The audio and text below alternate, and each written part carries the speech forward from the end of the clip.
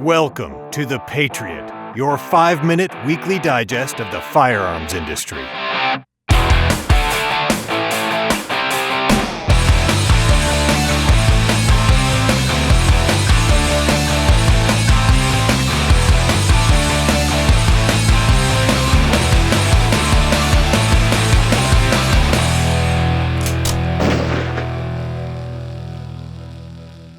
Welcome to the 5-minute episode for September of the Patriot newsletter, which is brought to you by the nation's leading FFL software, Trident One.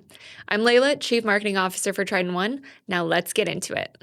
This month, we're starting off with bad news. The number: 10 million gun owners are currently not registered to vote.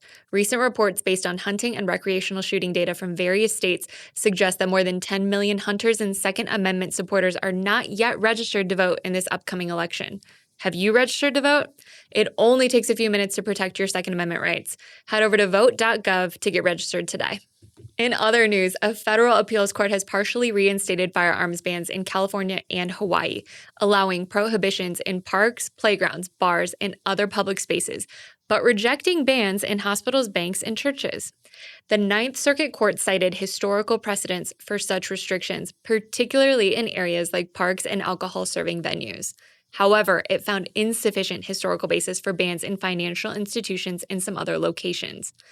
Gun right advocates, including the California Rifle and Pistol Association, viewed the ruling as a partial victory for Second Amendment supporters. This partially favorable decision from the Ninth Circuit shows how far we've come over the past decade. But this case and our work to restore the right to bear arms is far from over, said FPC President Brandon Combs. Further litigation is expected as courts continue to interpret recent Supreme Court rulings. In Illinois, we are fighting about concealed carry. A federal judge in Illinois just struck down a section of the state's concealed carry law that barred permit holders from carrying firearms on public transportation. A U.S. district judge ruled that the state failed to prove any historical precedent for such a restriction, reinforcing the constitutional right to self-defense. This decision could broaden protections for all permit holders using public transit in Illinois.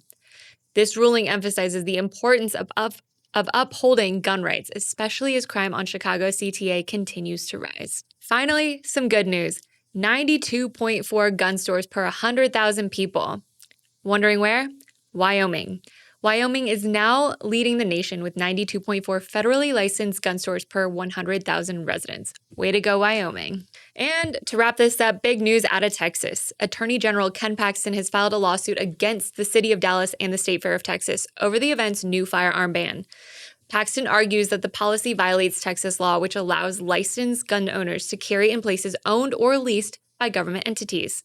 And that's all we've got for September. So don't forget to head over to Trident One POS/The Patriot to subscribe to our 5-minute weekly digest of the firearms industry. And I will catch you next month. Bye.